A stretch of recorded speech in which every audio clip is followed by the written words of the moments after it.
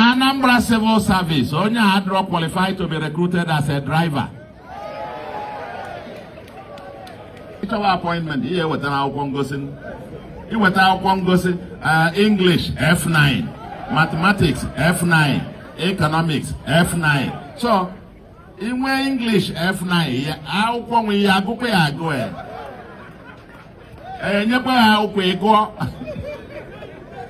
In mathematics F9, you have a conquer Anambra. I have a conquer. As an organ economy Anambra, man, you went F9 economics. Basic economics, demand and supply. Go with F9. And I coiva. No wonder businesses in Obido na Anambra Banja in the Obido Golo. Business in Omeda so also land grabbing.